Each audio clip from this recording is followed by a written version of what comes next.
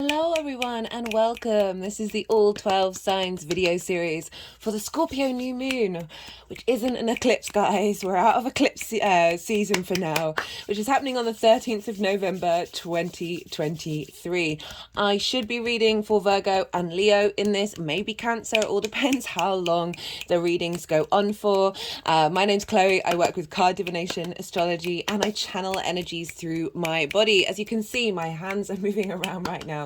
This is independent of my conscious thought, guys. This is drawing in energies from different dimensions to help us heal, help us clear stuck energy, and open up portals to source to get us more in alignment with our soul's frequency. For those of you, it's kind of like a light language. It's just in physical form. Right. For those of you who know your time of birth and know your natal chart, I really recommend you check out the sign that falls in your first house. This is your rising sign or where your ascendant is. All the astrology for each of the signs will link into them being in the first house. So that's the first port of call. Doesn't invalidate you looking at any other part of your chart, perhaps where your sun or your moon is, or your Mars in this instance, because Scorpio is ruled by Mars. Just look to where that sign falls in your chart. Look to the house that it's in, the themes of that house, and apply those themes to the messages that come through as if that sign is now in the first house. So the astrology will link if you just put the themes on top of it. Is there anything else that I want to say? I've done a collective reading.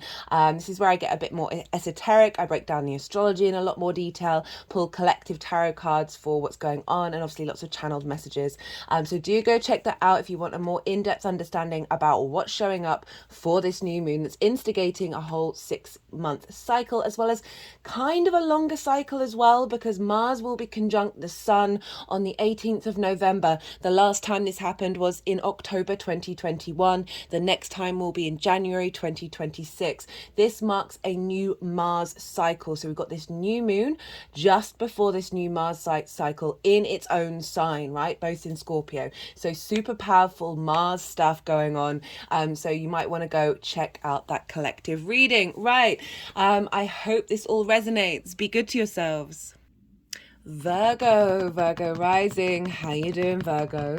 For those of you tapping into the Virgo energy and it doesn't fall in your first house, look to the house that it does fall in your natal chart. Look to the themes of that house and apply those themes along with the meanings of whatever planets you've got there or astrological points to the messages that come through. It's as if that Virgo energy with all the connotations of your natal chart have now moved to the first house. Right. Regardless of whether Virgo is your rising sign or not, Virgo and Scorpio sextile one another. A sextile is an aspect of Venus. This is a soft aspect. It's a free-flowing aspect. It's harmonious. Okay, let's quite a few cards. Put those back. That was the six of wands, the page of swords, and justice. So we'll see if they come out. Right, so what was I saying? Yeah, so this is an aspect of Venus to your Virgo energy. Venus wants to provide love, appreciation, and value. There's a sense of creativity here as well, creative brainstorming. And that is because you are both yin night signs. So you've got your baseline nature foundation space in common with one another, but your different elements and your different modalities. Virgo, you are mutable. Scorpio is fixed. So it's about 4 different energies, the elements and the modalities playing together, brainstorming, but coming from a deep sense of appreciation, because fundamentally your yin night energy, the root of you, connects you. You're coming from the same source. So it's a very flowing energy. It can be you're just a little bit more, if you think about the Venusian energy, just feeling good in the 3D world with this new moon coming up. Regardless of wherever Virgo falls in your chart. I am pulling cards for 3 piles. The first pile is for the lead up to this new moon. So we've just come out of the eclipse season, and part of that was a closing up of the Taurus Scorpio eclipse axis that we had for about 18 months. And now this is a new moon in Scorpio that is not an eclipse and is not linked into that cycle. It's fresh, it's new, it's revitalizing, and so this is a sort of a wrapping up of a lot of that cycle, even though we're still in it, and eclipses do take a little while to manifest, but it's also following on from the full moon eclipse that we had in Taurus season in May. The last 6 months, everything that we sort of everything we've been amalgamating from that completion moment, everything that we've been then bringing down into reality, we're now what sort of journey you've been on. That's the first pile of what you've been going through in the lead up to this new moon. The second pile is the energy of the moon itself. So I see lunations as portals of download information, and it's the narrative of the story that the planets and the celestial bodies are saying to one another at the exact time of the lunation that get downloaded in to our vessel, right? So that's why I always do the collective readings and I break down the astrology just to give a broader understanding of the energetic narrative that's being downloaded. So that's the second pile. So the cards could also represent what's happening to you around the new moon, but for me it's more that download that we get that then unfolds moving forwards. Speaking of moving forwards, the third part is how all of this is going to manifest. Like with this download, what's going to unfold and what sort of possibilities are going to be at the other side of it. So those are the three piles. I'm also going to be pulling one card for the Mars Sun conjunction that's happening on the 18th of November. The last time this happened was in October 2021, and we're not going to have another one until January 2026. So these are big cycles of Mars, right? So we're activating a new Mars cycle, and I'll be pulling a card on that and talking a bit more about that later on. Speaking of which, there is a collective reading where as I break down the astrology in way more detail, get a bit more esoteric, talk about the soul's journey, and how we're unfolding in that with each new moon that we're going through. So you might want to go look at that. It is one of my shorter ones. I was going up to about 2 hours with each reading, and it's not by intent, but naturally it just seems to be getting a bit shorter, so it makes it a bit more accessible.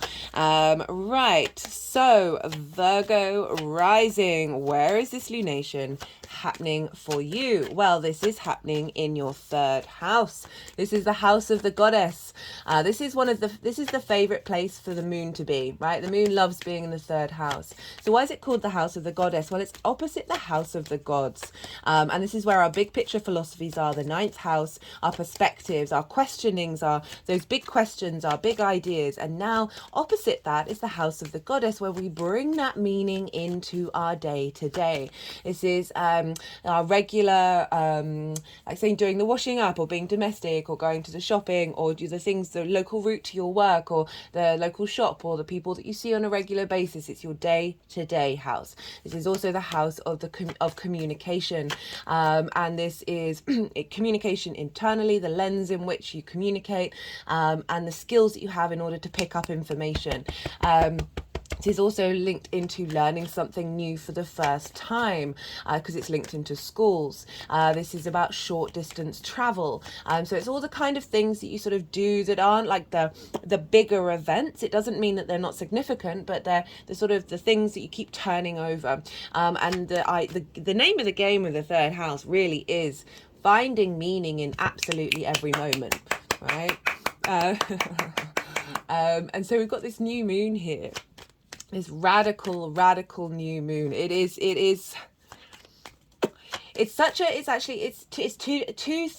themed energies, and it came out in the collective reading. So the Mars is here in Scorpio. Mars has been in Scorpio for about a month. So now we've got this new moon bringing a fresh new start to whatever Mars has been working on over the last month, because Mars is influencing this moon. And this is a new moon. This is when the moon is at its darkest, and so at its most receptive. Our emotional body, our intuition, how do we nourish ourselves? How do we nourish others? Where are our needs being met or not being met? And the full light of the sun, of our vitality, our clarity, our purpose, our animation, our sense of self is pouring into our unconscious mind. So this is why it's a good time to set intentions around new moons, consciously or not. The energetic blueprint is still happening, and we're still unfolding with it, and our higher self is still leading the way. Whether we're conscious of it or not, that what was I saying? Yeah, there's two different energies, right? So Mars traditionally rules Scorpio. Mars is helping us find motivation and drive, and passion, and independence in the way that we move through our local community, the way that we go through our day to day. You might have been taking a bit more action in your local area, or just doing things on a regular basis. It's not necessarily habits. It's just I find the third house is very domestic. You might have been getting a bit more domestic in what you're doing, and just finding a little bit more motivation and drive to apply these actions that you do on a day-to-day basis to this uncovering of your communication skills, right?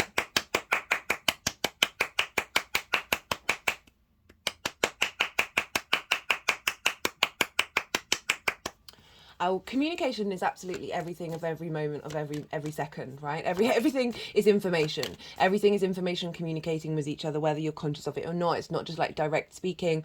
Mars in the third can also be finding the motivation and drive to put sort of a routine and a commitment into communication, whatever that looks like for you, whether you're journaling on a regular day.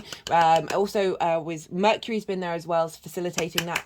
So we've been having a lot of stimulation around communication and what that means to you. Just again, that passion, that drive to take action. And also Mars in Scorpio is I've felt a very protected energy with Mars being there, because it's yin energy. It's very receptive. It's very linked into observation and strategy and planning, and sort of like tending to your defenses. And I don't mean defenses as in blocking other people out, but just say you may have let things run down a little bit. You may have been out and doing action out in the world. This is about tending to your inner space, whether that's a physical space or your internal physical body, or soul space, of just Mars just going around making sure that things are sort of being tidied up, and so they're strong, and so you're able to move forward with more grace because you've had this strength and in the way that you express yourself, and just finding a little bit more confidence in your expression of self. So this is a very confident, very independent moon, and sort of one of the main energy threads for it is independence and liberation, and exhilaration and energizing, because Mars is conjunct this moon. Mars is at 22 degrees, this moon is at 20 degrees, so they're just under 2 degrees away from each other. And Mars is very good at instilling us with it's one of the most independent planets. It wants to go off and do its own thing, doesn't really like authority except its own. I mean, that's an aspect of Mars, right? You know, I feel like we spend a lot of our time trying to tame, I'm going to go too much into it. My theories around Mars, that there's a Mars archetype that's linked very closely into our social structures, but there are numerous other archetypes linked into Mars that I think we're spending time in this lifetime welcoming that energy in, like creating space for it to come in, which is less on the attack, less war orientated, but more collaboration as an independent agent.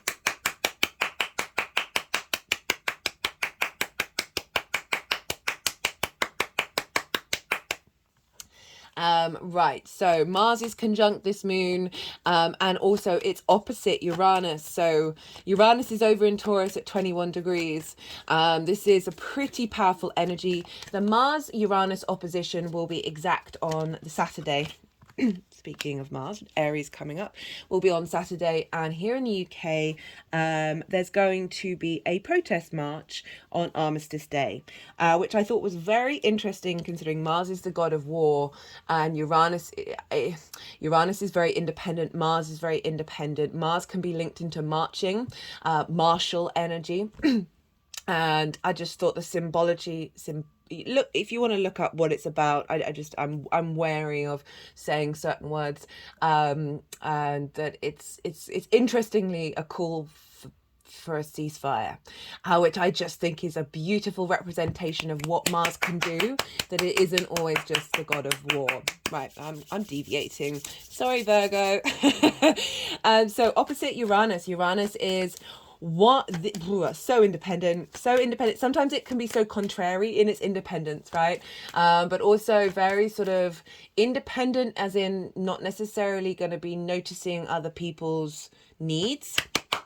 That can be an aspect of Uranus, but it's very innovative, very maverick energy. It's able to, Uranus is the oddball of the universe, right? Its structure and framework is very different to that of the other planets. It is very confident and comfortable being its unique self, right? It's doing what it needs to do. Couldn't care less about other people's opinions. Couldn't care less if the other planets are judging it, right? It's just going to keep doing what it's going to do. And Uranus really wants us to embody that. And it is, because it's so independent and so different, but it's still in the constructs of the solar system, right? We're still in our social constructs, our social norms, our social hierarchies, these traditions. And Uranus is coming along and just like a wrecking ball, like just blowing things up and knocking things over, and just being like, hey, now what do you do with that chaos? Now how do you rebuild? Do you rebuild in the same way, or do you find a new way of navigating out of this? And because I see Uranus is incredibly innovative in what it does. And it can be very sort of genius-like in its energy. And with this Mars opposite Uranus, with this new moon, we're instilling this energy of the motivation and drive.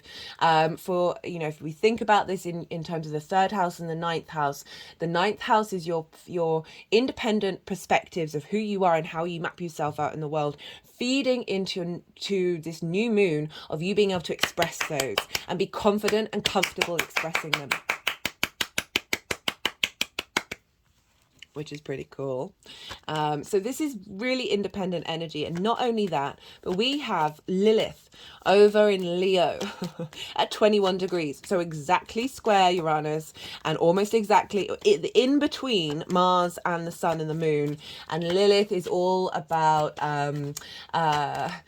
she wants to be treated with respect, honor, and dignity, and equality. And if she comes across hypocrisy, that's when somebody says, judges other people on doing a thing that they do, or hierarchical structures that don't make sense, i.e., telling somebody to do something that they do. She wants to have a chat about it. She wants to sort it out. And if you're met with walls that refuse.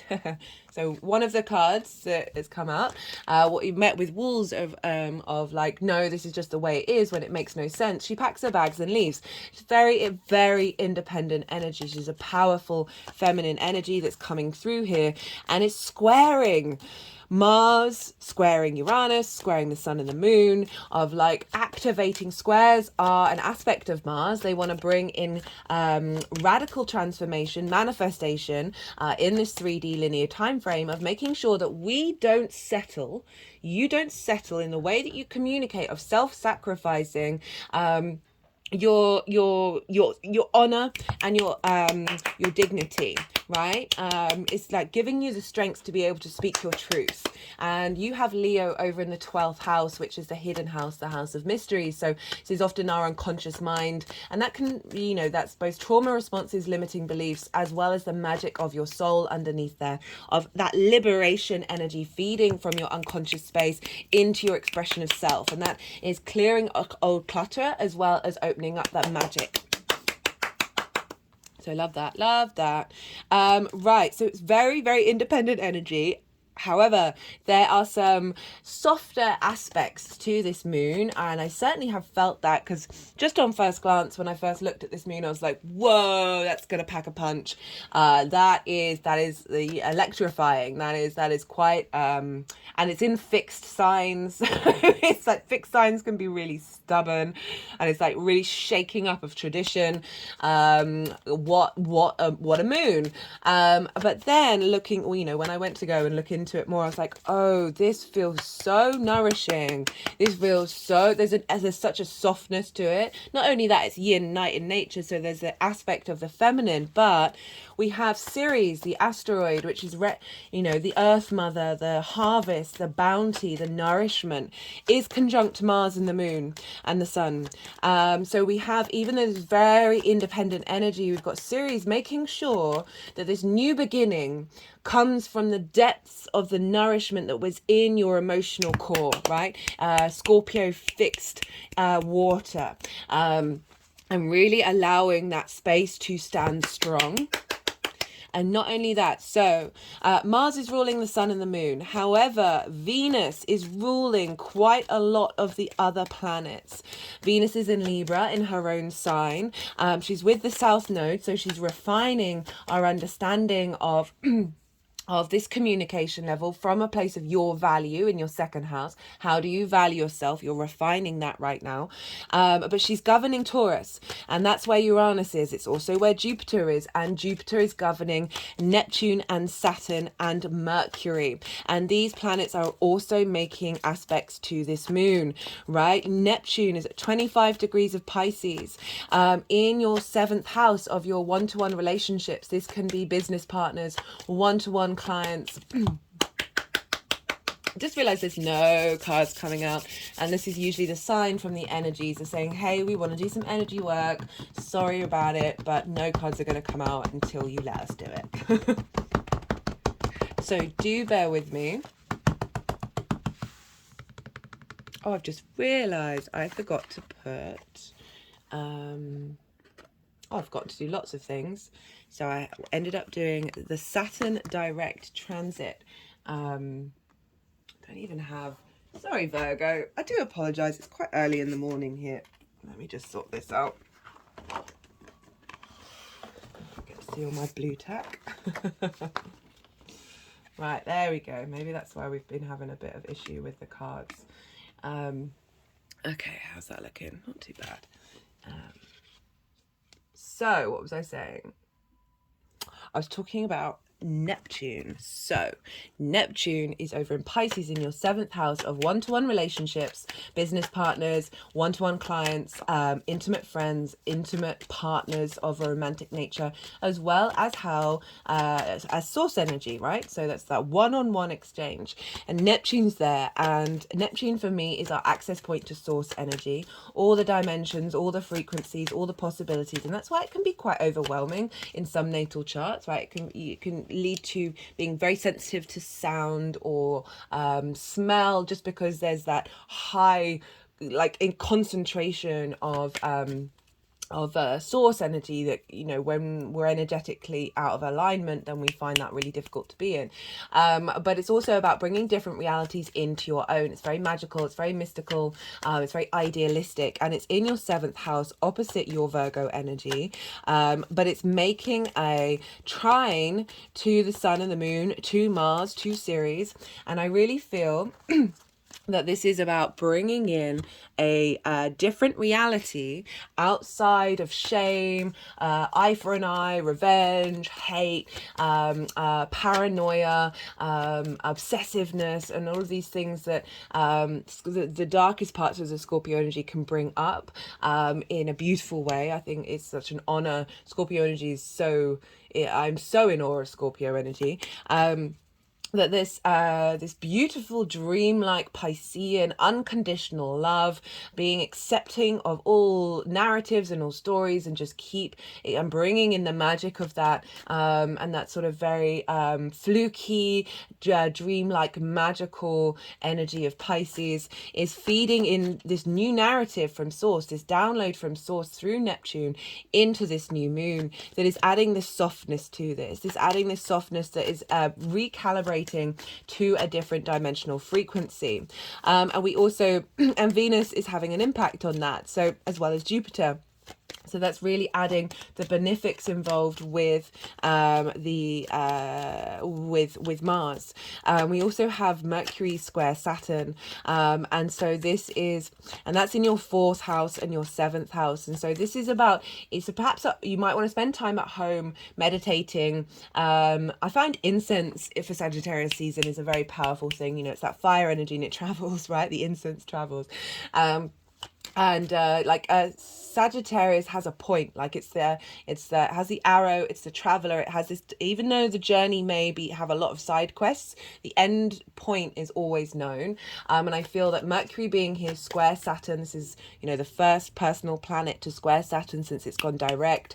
So this is about forging the plan, right? Saturn's about long-term goals, this sense of integrity and legacy. And with Mercury in the 4th house of your home, your roots and your foundations, is about finding the information that you need in order to navigate this new dynamic moving forwards based off of a more long-term committed energy that is serving this new moon. So you might want to just spend a little more time inwardly, maybe doing a little bit of meditation, and seeing what comes up around this new moon, and just generally instilling a deeper understanding of what it is that you need from those one-to-one relationships in reflection to your foundational space of the 4th house that is feeding into the way that you communicate and the way that you go through the world, right? So it can also be okay, what else did I want to say? No, I think that's it. But overall, just in general, this is a transformation, a confident, liberating transformation in the way that you communicate, that is providing a lot of nourishment in terms of your sense of value. Because remember, I said, like, Mercury, Saturn, Neptune, Jupiter, Uranus, they are all being governed by Venus, and Venus is in your 2nd house of your values. How do you value yourself? Most importantly, the tools and skills and resources that you have in order to manifest in the world and make regular income. This is all what Venus is helping activate and refine, with the South Node being there as well. So you've got a lot of support in terms of getting into alignment of your values that is then able to express itself in the way that you move through the world on a day-to-day basis. Right. So what else did I want to say?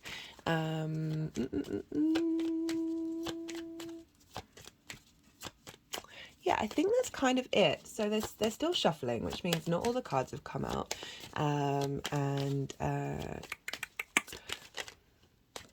So I'm going to go quiet. Unless I think of anything pops into my head. We've had the Yang Day action side of the reading. Oh, they put the deck down. We have the Yang Day action side of the reading, the stimulation, the go, go, go, the extrovert. And now we're going to have a little bit of the yin night rest side, because I'm going to soften my mind and go quiet, let the energies do what they need to do, move through me, and then they'll put the cards into 3 different piles, and I'll bring the tarot back into the astrology. I call you to do the same. Just soften your mind. You've had lots of information. Just let that settle. Let it settle in your unconscious mind and see what intuitive hits come up on the other side.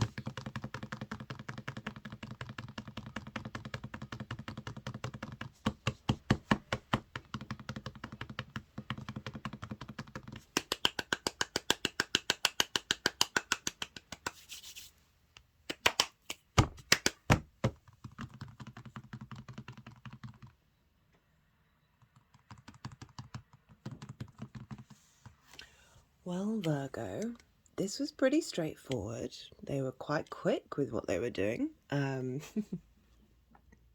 It's a very clear spread. So this is the lead up to the new moon. We've got the Tower card, we've got the Page of Swords and the Queen of Swords. So quite appropriate that we've got so many swords showing up for the house of communication. So let's go through it. The Tower card. Immediately what I was thinking is, so people get really scared by the Tower card. I love it. I think it's a brilliant visual. And it's also, this is Mars's card, but I also really strongly relate this to Uranus. Okay.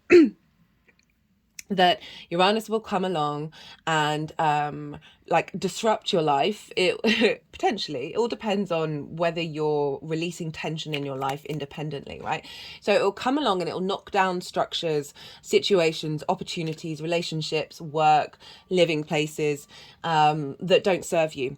And so if you see here, right, all the disruption, this lightning bolt, Uranus, sky god, is knocking down the superficial stuff. The foundation is still there, right? So this is always, it can be dramatic, it can be discombobulating when this happens, but trust me, in the long term, this is what's serving you, right? Uranus wants you to be free, wants your soul to be free, to be able to be and do and blah, right? And so this coming up in the lead up, so this is from like this, you can link this into the whole eclipse cycle of Taurus and Scorpio, or simply from that full moon in Scorpio that was an eclipse in Taurus season.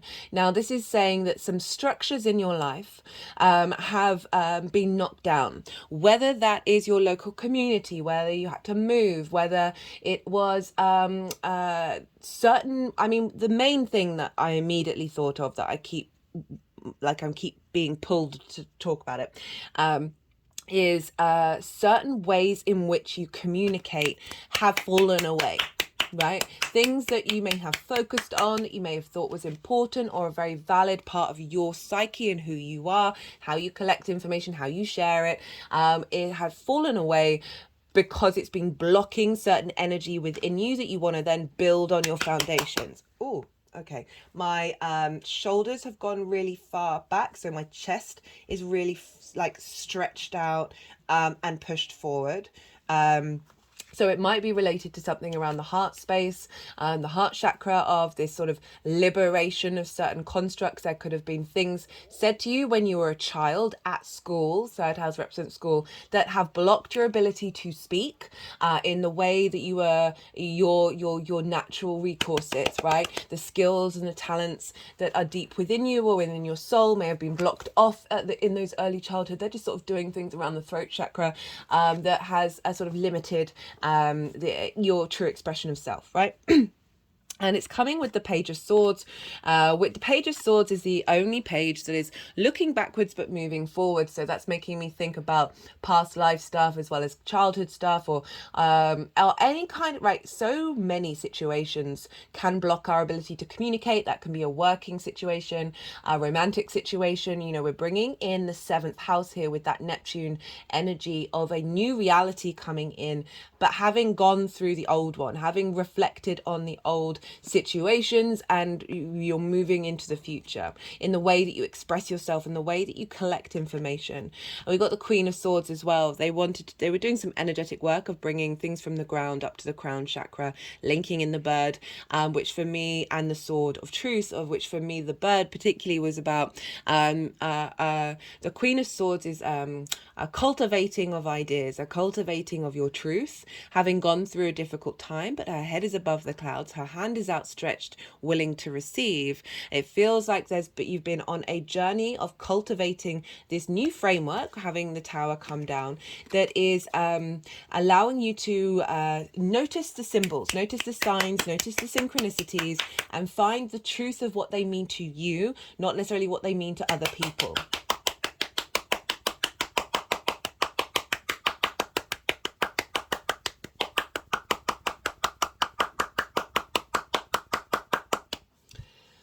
Right, so hello, what have we got here? We've got two major arcana, Virgo. Look at that. for the energy that's being downloaded at this moon, we have the Lovers and the Emperor. This is quite a powerful combination. The Lovers is, it represents being able to make right decisions when you are at crossroads in your life, right? So collecting the information, going on your intuition, and being very confident that you are tapping into your higher self rather than your trauma, and making the decisions that are right to unfold you on your journey. We've got the masculine, feminine, and spirit all in alignment with a mountain, which represents a higher perspective. As I say, if you go into the mythology of biting the apple, and then knowledge is revealed to you.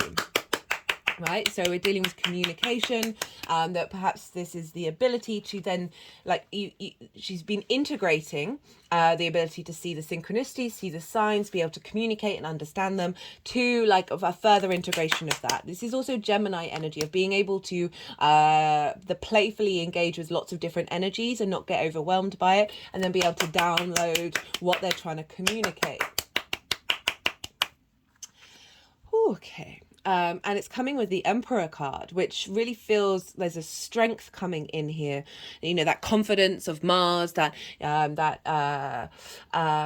liberation and innovative of the Uranian energy in your ninth house. So we're bringing that ninth house energy of how you see yourself in the world, your perspectives, your ability to question and search and learn and grow is the ninth house of like this energy coming in that is facilitating you being able to tap into your inner sovereignty. Again, lots of wisdom with the Emperor, the King of Kings, that they're able to, this combination of cards is saying you're able to make the right decisions when it comes to the way that you engage with communication, where you understand what it is that you're saying and what is being said to you, like the exchange of information. You're able to see things clearly and make the just be able to be confident in what it is that you're downloading. My hands are sort of like doing this over my head and around the throat and on the crown to the heart.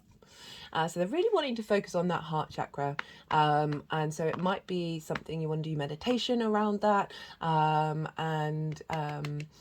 just sit in your heart and see what your heart's trying to tell you and try and operate from that place.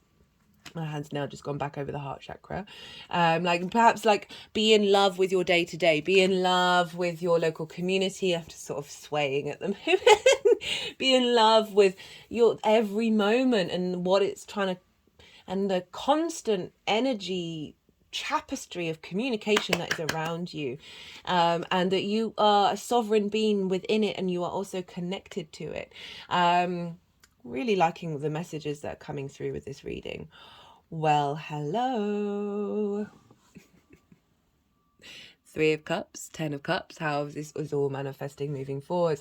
Now, if we're sticking with the theme that it just seems it's all they want me to talk about, is that we've got the Three of Cups. This represents harmony. This represents like they're in communion with one another. They are celebrating. There is joy. You know, I talked about how like finding, I'd forgotten this card even was even there. Finding joy in every moment, finding that bliss, falling in love with every moment, right? And what's being whispered on the wind. My fingers are sort of doing sort of over by my ears, sort of going like that. As if the wind is talking to me. Oh, I feel really lovely. Virgo, I'm feeling really lovely with this energy. This is nice. This is very nice. Of being in communion, being in union with yourself in your local community, with the way that you communicate, expressing yourself from a place of harmony. And it being received by others. You know, there's more than one figure here. There's a sense of appreciation and joy around what it is that you're trying to express. With the Ten of Cups, oh, hello. So the Ten of Cups, right? We've got the nuclear family here. All this is representing is this inner gratitude in the Nine of Cups being expressed out into the world, into different areas of your life, right? It doesn't just have to be family. It can be absolutely every area, every day of every moment, that there is a sense of emotional contentment. And I love this for the third house because it is kind of a house where everything gets thrown in there. It is sort of, there's a lot lot going on there. And the fact that, people kind of, I love the third house. People can neglect it because it's the mundane, it's every day, it's like doing the washing up, like who likes to do that? But it's when you really tap into the joy of these moments, of these days, and it's something I have to put into practice. Not every day do I feel that way, but when you do, you're in more flow, right? This is the only rainbow in the tarot. And these wheels, these cups, if you turn them this way, look like wheels. And chakra in Sanskrit is wheel. And I see this as sort of the light body. When you think of light, when it's refracted, it creates the rainbows, it creates the colors of the chakras. And these are all in alignment with one another. So whenever I see this card, I feel enlightenment. Enlightenment's a big word, and it kind of think it's kind of that thing like you disappear and then you go into the ether because you've reached enlightenment and you no longer need to be on this earthly plane. It's not that kind of enlightenment, but it's a close to that of tapping into that energy while still existing in this 3D world. This is a really just feels like you being able to tap into your emotions in a way that is bringing about a deeper sense of just a sense of feeling at peace and feeling in harmony with how you express yourself and what it is that you're collecting from every little moment and every little day. Right, let's get one card to represent what's going on with this Mars Sun Cazimi that's happening on the 18th of November, that's instigating a whole new 2-year Mars cycle of your motivation and drive and where you're focused. And this is now, the last one was in Libra, so you perhaps, and that was in October 2021, so I've put it in the description box. So you might want to think about what got activated. That was your second house of your values. What got activated and what you've been working on over those last 2 years, and what you may feel of like we're in this transition phase before we get that conjunction of what we may be letting go of a stronger element of that last cycle, bringing what we've learned into the next one. And now this is in your third house of communication, so you're going to find you've got a lot more motivation and drive around the themes of the third house for the next not until January 2026, when it's into Capricorn, which is your 5th house of your creation energy. So let's get a card to see what's showing up for Virgo in relation to this new Mars cycle that this new moon is ushering in. Absolutely love. Right, what do we want to say to Virgo? Oh, hello the Hermit.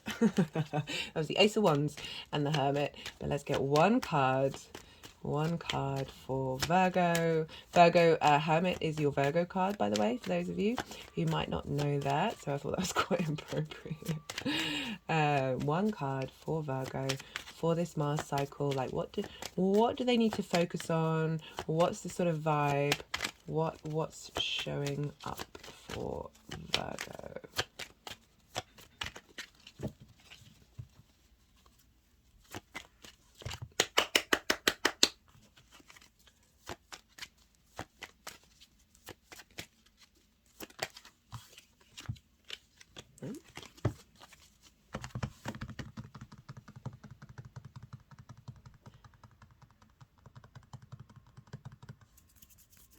Sorry guys, they just wanted to do a bit of energy work for you. They were like, no, we're not going to pull a card yet.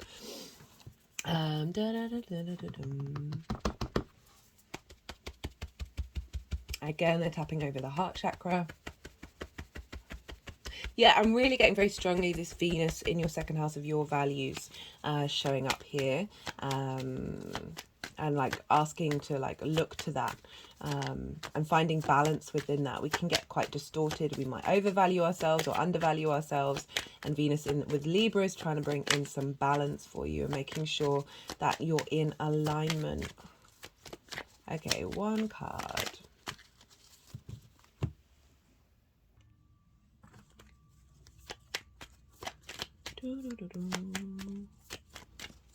Well, Virgo, what's going on with you? There doesn't being a little bit resistant on getting a card come out. So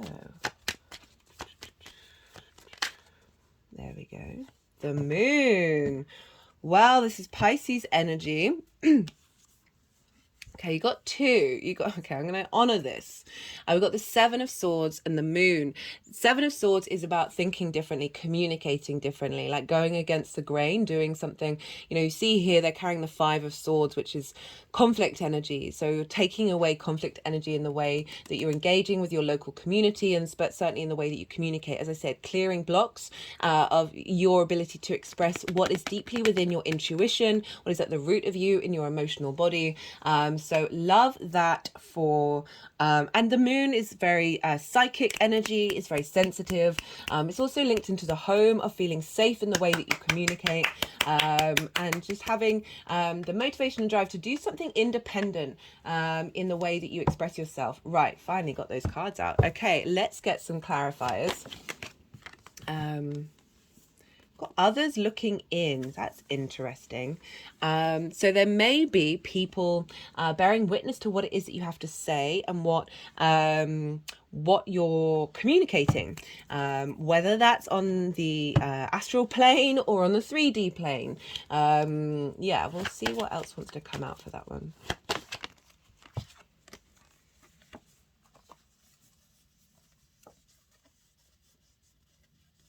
So we've got the Resistance card.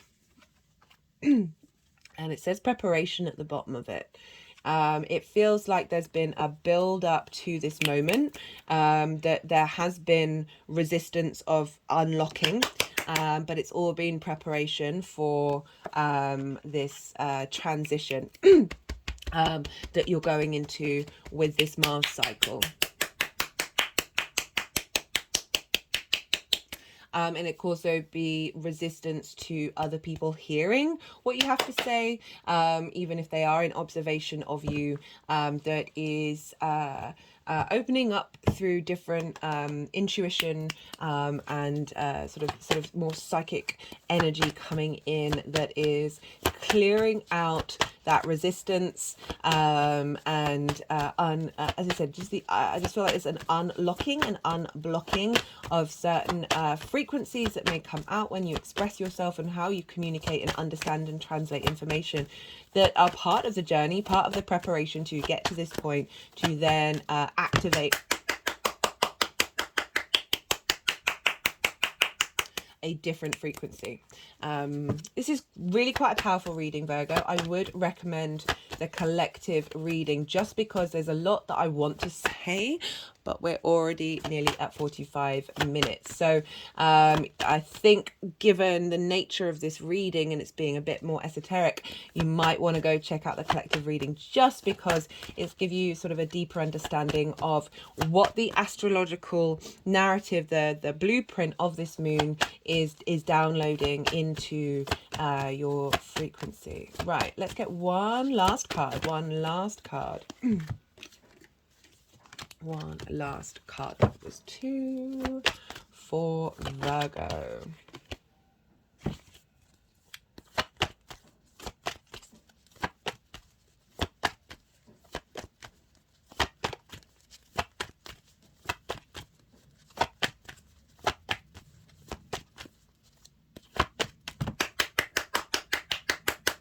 They are being very insistent on the energy work. Like, sometimes I try and like ignore it, but I can just tell the deck is like basically telling me to fuck off, and the energies are like the running down my arms, just desperate to get out, just absolutely in so we shall see. And I don't always know, well, I rarely know what's going on, let's be real. I have a lot of blocks myself, and I know I've been working, I know there's a lot of past life stuff that's coming up for me, that I'm holding on to a lot of other energy that's not actually linked into this current incarnation. And there's a lot of blocks, like my third eye has been throbbing for about a week now, because it is blocked, but it's overactive. So, I don't get visions. I channel voices every now and again, and they're getting stronger, but I don't when I'm doing the movements, it's rare that I will pick up meaning behind it. And it's incredibly frustrating, to say the least. So, and that's why I often hold back on doing it on the channel, because I don't have the information to provide to people of explaining what's going on, and giving some kind of meaning to that aspect. So,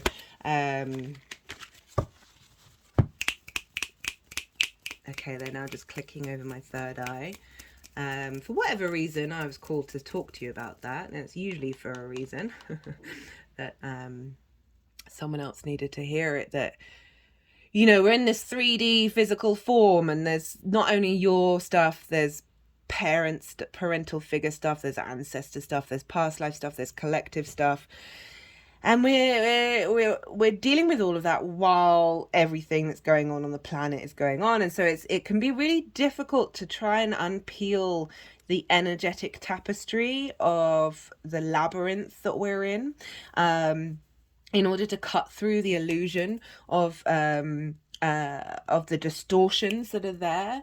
You know, I'm particularly mentioning this because we got the resistance card that came up. Oh, they're just doing they just push. Yeah, they're doing stuff over my third eye. It's kind of hurting. That, what am I trying to say? I kind of lost my point. That it's a journey that we're on, and it's not always going to be at the click of your fingers. And so I just feel there might have been an element of frustration that you may have had to work through, that we got pride showing up. So it's sort of instigating this new confidence, as a, you know, with that Uranian Mars aspect of feeling confident. And pride is a wonderful thing when it comes from a very genuine place of just enjoying what it is that you're doing. It's not necessarily about recognition from other people, but certainly just enjoying the process of experiencing the everyday life and the way that we express ourselves. Right, Virgo, I'm going to leave it at that. I hope that was an interesting reading. If you liked it, if it resonated, don't forget to hit that like button. I'm feeling I need to go clear my energy, because I'm feeling there's just some stuff going. Right, okay, maybe I need to do it here.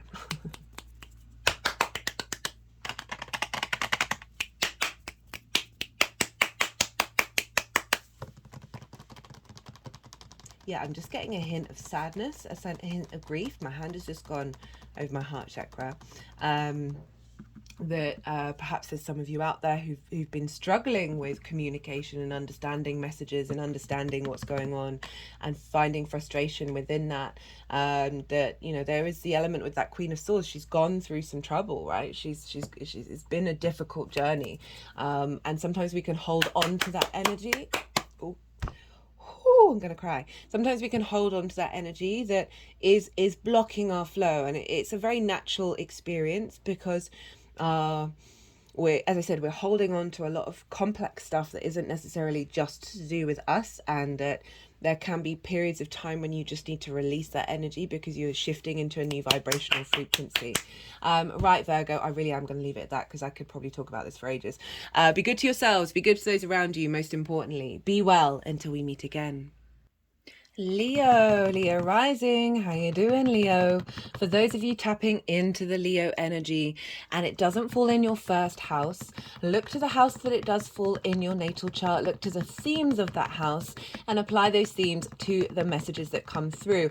It's as if that Leo energy, with all the connotations of your natal chart, the themes, the planets, astrological points, have now all moved to the first house.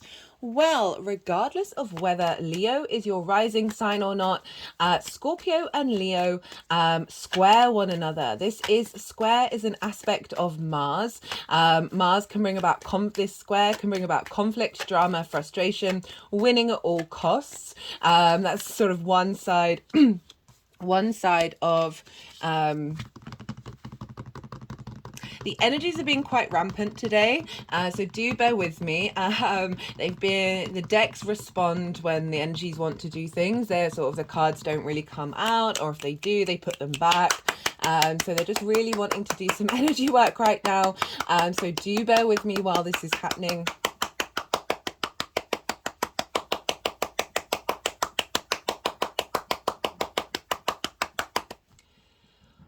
Okay, so a square, right, so it can bring up some difficulties. It's a hard aspect, which means you just got to put a little bit more work into it. If these things are sort of cropping up, and that's not really the vibe that I'm getting, I always bear witness to them to see what it is that, what conflict and change needs to happen in order to bring things into manifestation.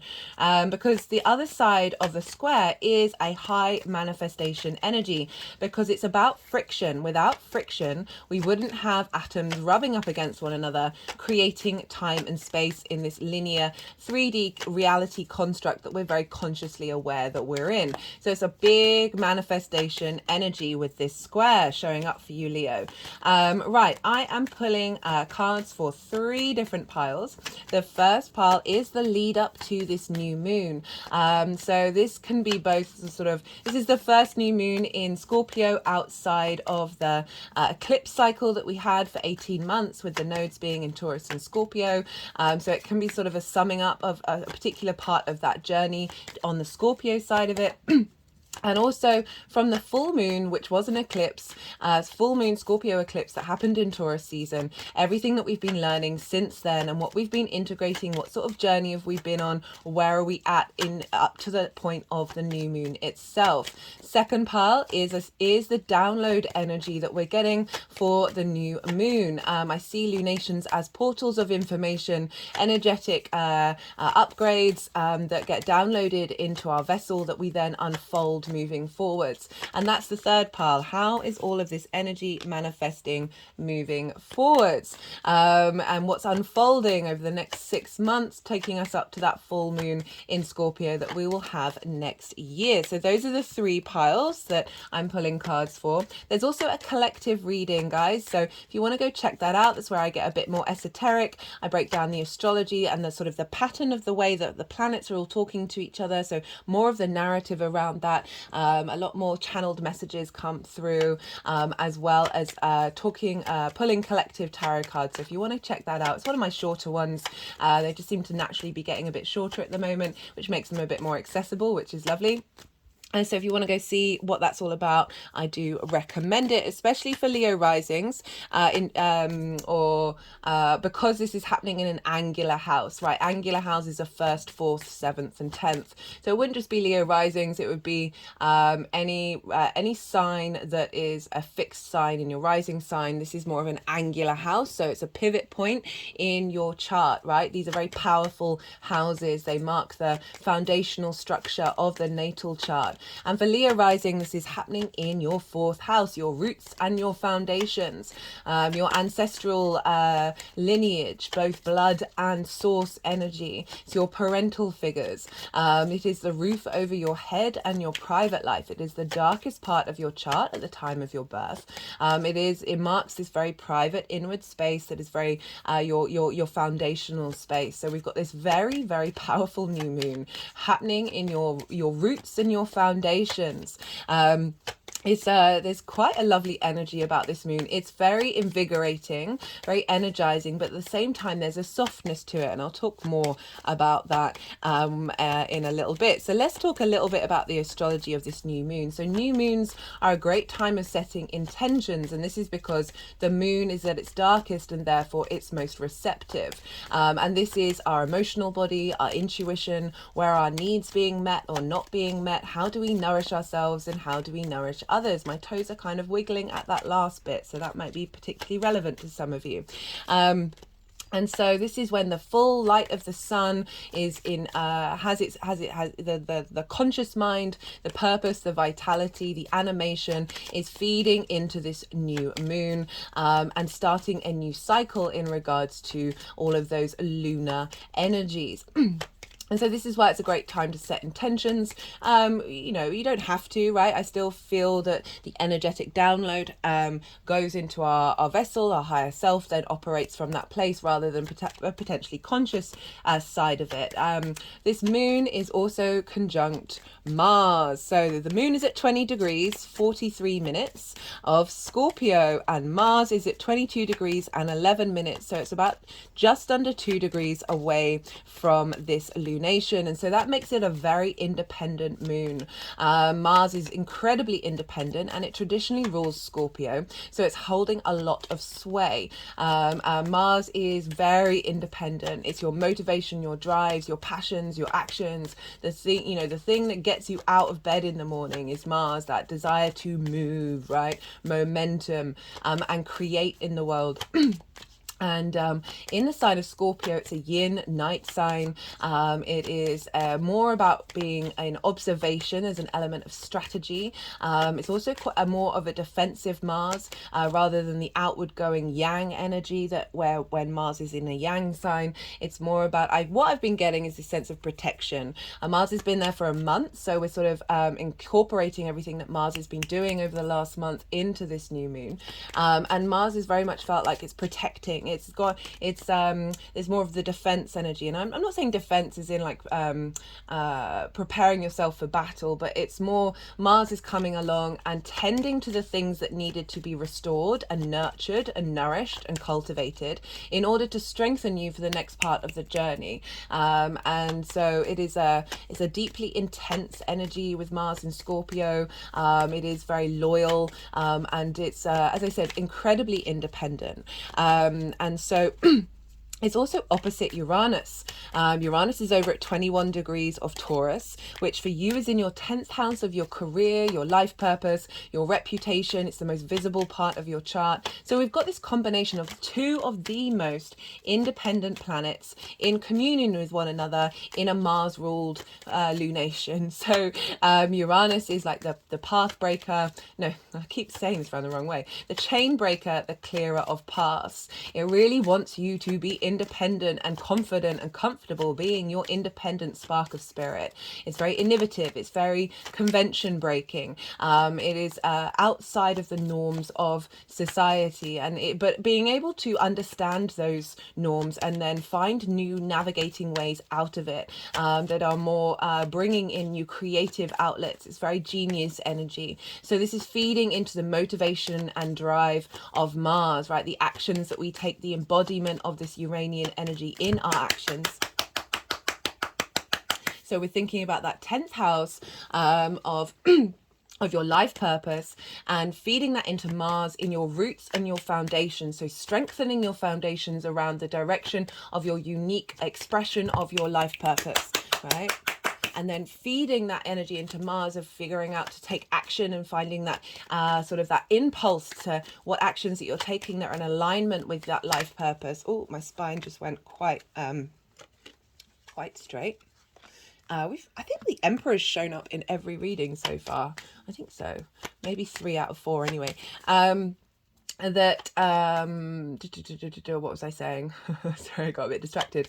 And if we just left it at that in terms of the astrology, this is a very independent high octane energy transit that could be incredibly disruptive. As I said, Uranus can come along and like shake up parts of your life that aren't serving you in the long term, aren't serving your independence, aren't serving your ability to break free and be confident being yourself.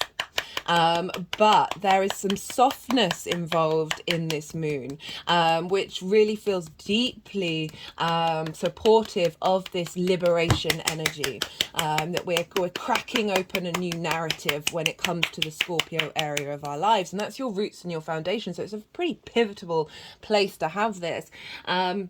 And the reason why I say there's some sort of nourishment coming in, and this sense of there's softness of that's facilitating this potentially discombobulating and disruptive energy, is that the asteroid Ceres is at 24 degrees of Scorpio, so conjunct Mars, conjunct this moon, and she represents the Earth Mother, the goddess energy, the fertility of the earth.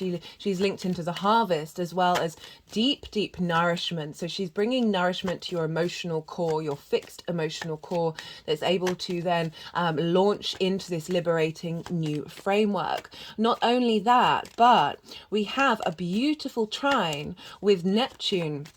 Neptune is over in Pisces at 25 degrees. A trine is an aspect of Jupiter, wanting to provide elevation, wisdom, expansion, a sense of cohesion, a bringing together of confidence from that wisdom that provides a sense of generosity and expansion and abundance and luck and opportunities come in. And Neptune for you is in your 8th house of the give and take between you and the outside world, the outside world's resources. This can be inheritance, cosmic or 3D inheritance, but that give and take, right, between you and the outside world. This is how your relationship dynamics show up, whether that's with individuals, countries, corporations, whatever it is, and source energy. So this is time, money, things, energy, and getting that into balance and bringing, I feel like Neptune is bringing in a new narrative, because Neptune for me is that point of origin of source, wherever it falls in your chart and in transits.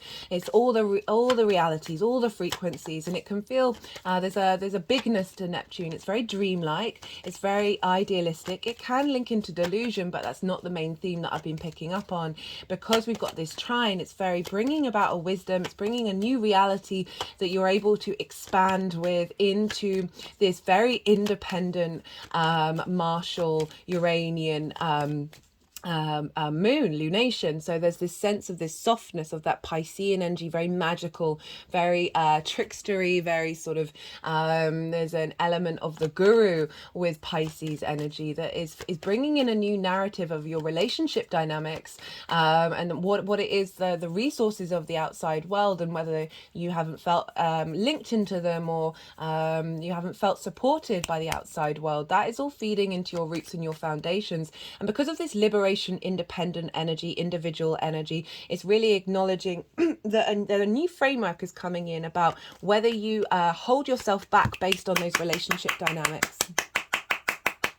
And like bringing in a new narrative, bringing in a new reality that is supporting your foundational space. My toes are really wiggling at that one.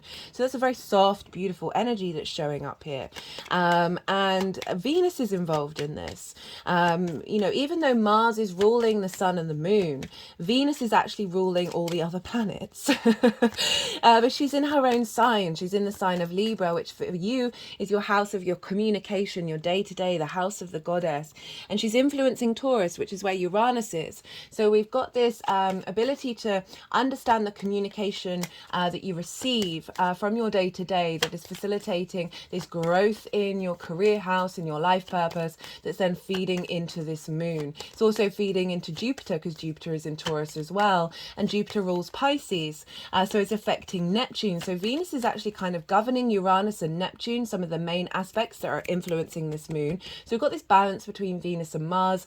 In the collective reading, the Empress and the Emperor showed up, so it's really honoring that sort of those two archetypes that are coming together in union with one another in order to liberate, but bring about a sense of harmony, right? She's in Libra. There's a diplomacy here, there's a charm, there's a sense of the social, being part of your ability to be comfortable being unique in a social dynamic.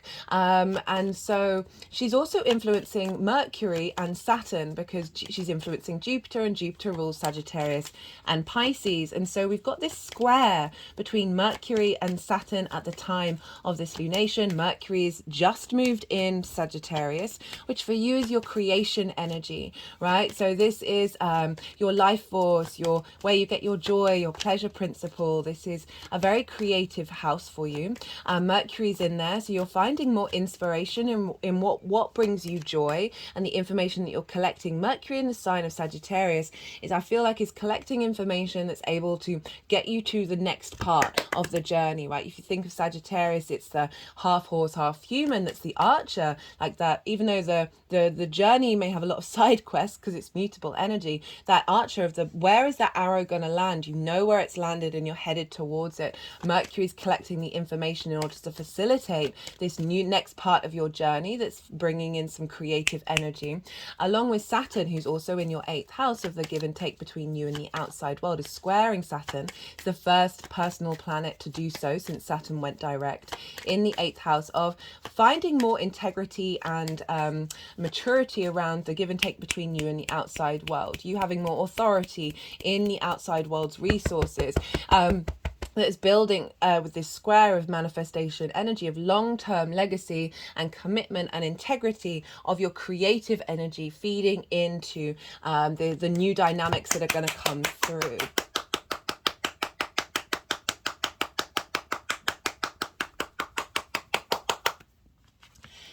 So, you know, that's a very powerful square that we've got there. It's basically getting the details to the plan. The longer term plan is what Mercury and Sagittarius are doing. Mercury and Saturn are doing. The final aspect that I want to talk about, and I should have mentioned it before I kickstarted with the Venus part of it, is we have Lilith over in Leo, your sign Leo, at 21 degrees, squaring Uranus, exactly, squaring the Sun and the Moon and Mars and Ceres. And Lilith energy, she wants to be respected, honored. She wants there to be dignity, equality. And if that's not showing up, she's going to try and break down those barriers. She's not a fan of hypocrisy. That's when people say, judge other people on doing things that they do themselves. Or hierarchical structures that don't make sense, as in telling somebody to not do a thing when they're allowed to do it and there's no reason behind it. Lilith will try and have a conversation about it, but if she's met with walls, she's going to pack her bags and leave. It's a very independent energy, and it's making aspects to very independent planets. So we've got a lot of this desire to break out of social norms that don't serve us anymore, social expectations of what does your career look like? What do you look like? That's in your sign, Leo. Like, how do you embody that confident, independent of, I'm drawing a line in the sand. If this isn't good enough, I'm moving on, right? And being able to activate that liberation energy in quite a few areas of your chart, especially in the angular houses. So it's really calling you to break out of old narratives linked around rage, vengeance, obsession, paranoia, grief, those really intense, fixed emotional spaces which Scorpio can embody. Bringing in a new narrative that actually has a softer feel to it, but it isn't denying this liberation energy, isn't denying this independent breakthrough that's coming in. Okay, that's interesting. The King and Queen of Wands. So super powerful stuff. We've also got, which I'll be pulling a card on after I've read through these, we've got the Mars Sun Cazimi. This is when the Mars and the Sun conjoin one another. That's happening on the 18th of November, so not long after this new moon. And it's such a beautiful transit that, like, the last time we had it was in Libra in October 2021. And these Mars cycles, when they start with the Sun conjunction, they're activating a new side of Mars, a new journey of Mars. So you've just had one for 2 years. You may have seen like a winding down of that, a sort of an understanding of everything that you've been learning through that. What is your motivations, your drives, your passions to take action? And now that's feeding into this new cycle that's happening in Scorpio, in Mars's own sign. Very powerful, of getting your ability to activate and act on your foundational space, right underneath it, with the support of your ancestors. And your past lives, of finding that motivation and drive to keep going, to stand the test of time. This can also be of a refocusing around your private life, and what that means to you, what your home means to you, and really finding a lot more invigorating action that you're able to take at home. So for, dealing with the 10th house as well, for those of you who may work from home or might want to start up a new project in your home life, this is very facilitating to your liberation energy. Right, okay, so they put the deck down, which means all the cards that want to come out for now have come out. So we've had the yang day action side of the reading, the go go go, the stimulation, the extrovert. Now we're gonna have a little bit of the night yin rest side of it. I'm gonna go quiet and soften my mind, let the energies move through me. They're gonna do some energetic work with the cards, and then put the cards into 3 piles, and then I'll come back round and I'll bring in the tarot. I call you to soften your mind as well. You just had loads of information. I don't try and force it. Let it all settle into your unconscious mind, and then see what intuitive hits come up on the other side. Let me just move this down.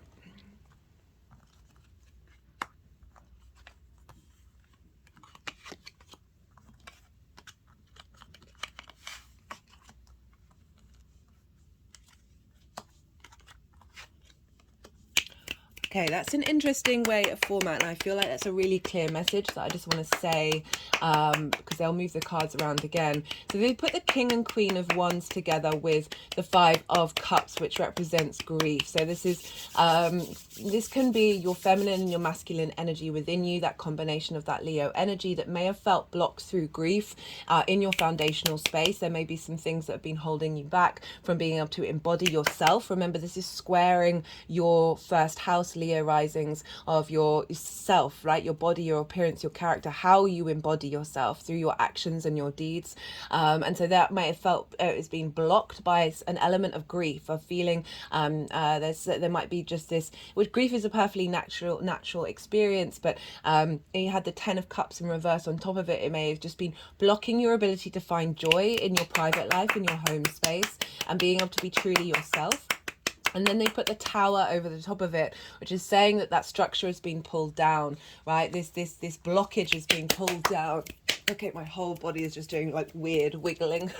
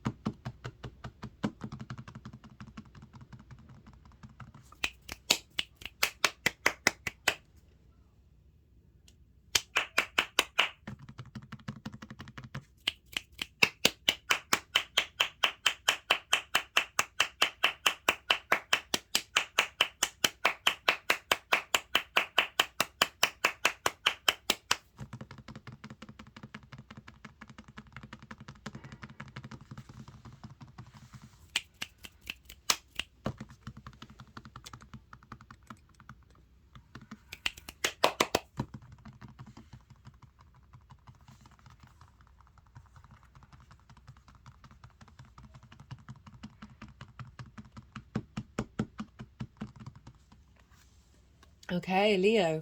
I'm reminded that the Five of Cups actually came up in the collective reading, but it came up in the reverse. So very interesting. And they were doing energy work with the Happy Buddha, with this image that I link into Mars, this sort of the chaos that we can find the motivation to be at peace within. And then it wanted to go over the Akashic Stargate of sort of saying that this energy is being transformed in this portal that we're going to be headed into. So we've got the Five of Cups. This is grief, right? This is something that has, you know, see the Three of Cups have fallen over, and that represents sort of flow, ease, harmony, appreciation, being around like-minded people, just feeling good and feeling happy. And this figure, like grief, is a very important part of the process of the human condition. But this card is always saying, hey, you know, you can turn around and see that, in fact, there's the Two of Cups there. There's a sense of union, there's a sense of rebalancing, a sense of love, and making that journey over the bridge to go to this home that's now feels more safe, right? Now isn't a place of grief. So well, that can represent so many different things for you. As I said, it's your home life, it's your parental figure, so it can be your relationship with your parental figures. This is also ancestral work of holding space of a lot of grief in past lives, and also linked into your ancestors that you may have been holding. And this is, you know, part of your journey. I feel like we all sign up to like carry a lot of weight from previous incarnations, whether that's your ancestors or your own soul journey, that we're here to then transmute in a very radical energetic time. And we've got the Tower card. You know, this is Mars's card, and this is saying that so I love the tower. I think it's beautiful. That if you notice, all the chaos is at the top of the tower. This lightning bolt is being struck. I also link this into Uranus as well. I feel like it's a very Uranian card of this is breaking down like superficial parts of your structure, right? But it's leaving the foundational space, and this is the fourth house of your foundations. So I'm feeling like this is situations may have been disruptive and discombobulating that are actually helping clear out this grief. And leaving you with that stronger foundation on which to build on. And we've got it with the Page of Pentacles, and it feels like you've been trying to listen to your body. You've been trying to listen to the messages that are coming through from the 3D realm. And it's sort of, the pages are very excitable. They are the apprenticeships, the apprentices even. They've just got a hold of the pentacle, just got a hold of the element, and there's a sense of learning this new frequency. But you're not necessarily mastered at it. You haven't quite figured it all out, but there's a sense of honoring this shift of this journey that's being activated. It could be that the messages have been coming in from your ancestors to help support you, whether you're aware of them or not. They're around you and giving you messages of support on this new particular journey that you're going on. And then, goodness me, look at all of that fire energy, Leo. We got the Queen of Wands, we got the King of Wands. So, you know, this is the union of yourself with yourself. With your masculine and feminine energy, with your yang and yin energy, the nourishment of self in your roots and your foundations. The queens nourish, they cultivate, they observe, they strategize. Without all of that energy, the kings aren't able to make the right decision moving forward, right? So there's a real sense of independence, of creativity coming in, a sense of passion and drive, of a union of your foundational space coming together. So you're then able to then expand out into the rest of your chart, right? These are kings and queens. They know what they're doing. We've moved from the page to the kings and queens. There's this real sense of for some of you, this may be linked into being in more harmony with the people that you live with. If you've got a partner, being in harmony with a partner, or instigating a activation of a new partner coming in to, or a new roommate, or whatever it is, to come in in your foundational space, in your private life. But just generally, I'm getting a really sense of, if that's square to your Leo energy, of your roots and foundations shifting and changing in order to be able to fully embody your truest self, right? With the support of your ancestors, clearing out a lot of energy around them that may have been holding back this expansion of self, as well as a lot of general support coming in to facilitate any of your foundational skills to come through. It's in that embodiment. So pretty cool. pretty cool. And then how this energy is manifesting moving forward. Well, I mean, this is quite something, Leo. We've got the Emperor, which is Aries, which is ruled by Mars, and we've got the 10 of Cups. So this is sovereignty in your foundational space. This is knowing your own divinity. Did I say divinity? Divinity. This is about wisdom. We've moved from the Page to the Queen and King, and now we've moved on to the Emperor, who's the King of Kings, are the, very wise, able to make the right decisions, able to find the inspiration to solve your kingdom, solve the problems of the kingdom, right? You think about your private life, your roof over your head, that's like a mini kingdom, of being very confident in yourself and being very, as I said, just very sure of what's going on and what you're doing in your private life, that's facilitating the sense of independence as well. And it's coming with the 10 of Cups, which is, we've got a happy home here, a happy family. So for some of you, this can be like bringing in an energy of contentment in your private life. But this really represents, so the 10 of Cups represents the contentment of the 9, like the gratitude, the wish fulfillment of the internal space, expanding into the outer world, right? In each area of your life, of feeling like there's a sense of contentment, and it's your roots and your foundation that is expanding outwards. This is the only rainbow in the tarot, and when rainbows for me is like that light refracted turning into the chakra body, and if you see here, these cups actually look like wheels if we put them this way, and chakra in Sanskrit is wheel, these vortexes of energy that are within you, that are in union with one another. So it really says there's a sense of an alignment, both in your independence and also your emotional comfort, your emotional contentment. And so this can be very much just instigating a happier dynamic in your private life, that is allowing you to be free, allowing you to be you, moving forward. And what else do I want to say about this? Just a really strong foundational download that is going to have a knock-on effect on every area of your chart. Okay, right, I'm going to pull a card for the Mars-Sun conjunction that's happening on the 18th.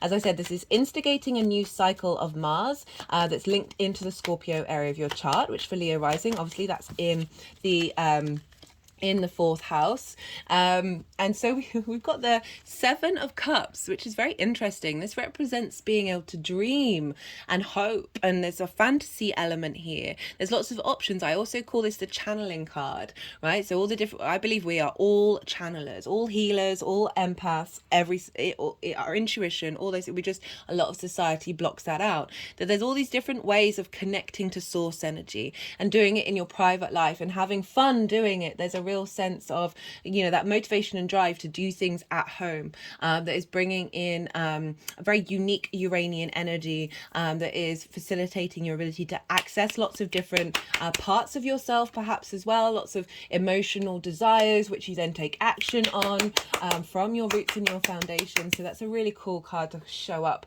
for Mars, kind of unexpected, but there we are. And that is going to be going on until January 2026, when it moves into Capricorn, which is your sign for work, health and routine. So that's a great card to crop up for Mars in the home life, right? So moving away from grief to embodiment of self, a strength of character that then means you can play, you can have some fun, and also get really creative, right? I really like that one. Right, let's get some clarifiers. We've got diversity, blending. So that's, again, a 7. So 2 7s here. So it's, there's going to be changes in your private life. It's going to be bringing in more amusement, more fun, more joy. That's helping you embody your sense of self, and that can be an internal space, as well as perhaps it's just shifts and changes that are happening in your roots and your foundations. I'm also thinking about the ancestors and past lives of blending the qualities of those that are helping you dream and expand rather than limit and keep you in grief. Okay, let's get one more card from here. This is the First Light Tarot. Major Arcana, keyword cards, question cards, and statement cards. So let's see what... So funny energetically, this deck is just like... energetically when like I know I need to do energy work, is that all the cards feel like they're stuck together, and then I'll go and pick it up and then they all start flying out everywhere and they've all become loose.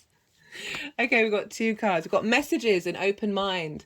So you've been getting a lot of downloads, whether you're conscious of it or not, that you're integrating. And this is this independent energy of this new moon, as well as the new Mars cycle, is opening up the framework. You're breaking out of conventions that is allowing different energies to come in you to then embody, right? That is sort of is creating a lot of space inside of your vessel, inside of your private life, that is facilitating inspiration, channeled messages from source, but inspiration of who to be, what to be, and how to act, right? From that's coming from your higher self, coming from your soul. It's not dictating who you are. It's opening up more space in connection to that. And we've got the Hierophant, which is the Taurus energy. We've got wisdom, understanding, and mentoring. So we've got they're wanting to focus on the understanding and the wisdom. So this journey that you're going on is providing a deeper knowledge of your own innate wisdom, your own inner guruhood. The Hierophant shares that information with its society. You have Taurus in your 10th house, so that's highlighting what's going on here is impacting what's going on in the 10th, right? Of where you're headed. Your life purpose doesn't just have to be career. Sometimes career can facilitate a life purpose, whatever it means to you. There's a strengthening coming in, a refinement, with that King and Queen of swords, but wands, that is allowing you through your embodiment of self to draw in that wisdom of where you're headed, and being able to take action motivated from that maybe perhaps things that you're doing at home are facilitating where you're headed and where you're moving forwards in terms of your life purpose. Let's get one final card for Leo.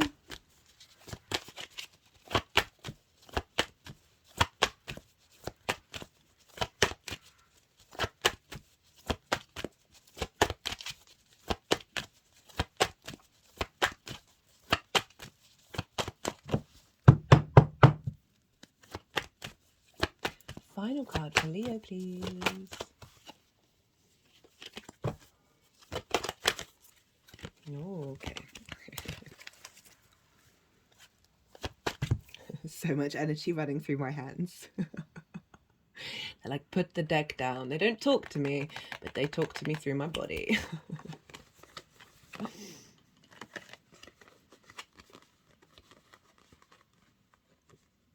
Okay, they're putting messages and wisdom and mentoring. So again, sharing your messages, sharing what's coming through, whether that's just with yourself, with the people around you, or with a greater audience when it comes to your career. That whatever's going on for you in that fourth house is opening up your ability to share your intensity and depth of knowledge of that Scorpio energy in however that shows up for you in your 10th house. Right, final card. Final card for Leo.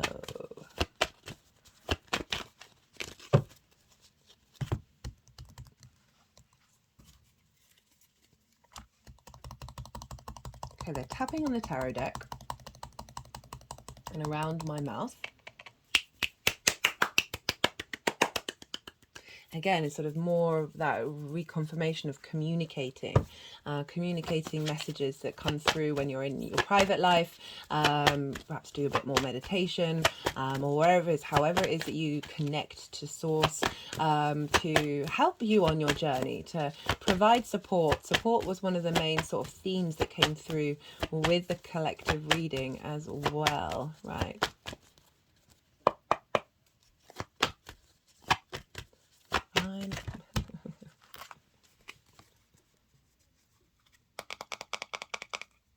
I've got Justice at the bottom of the deck, just so you know, of things coming into a balance. What's going on with your energy, Leo? Like, the compulsion for me that's coming through my body is quite, quite phenomenal. Just cut the deck and got the death card. Oh, okay. So that's the Scorpio card. It's in wanting to go in reverse, which is sort of acknowledging that you've gone through this transitory period of letting go. And now it's sort of, feels like a rebirth energy.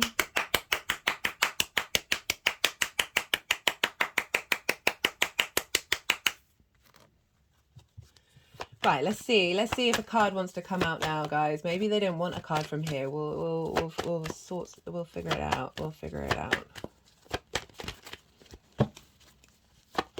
Final card, please. Very grateful.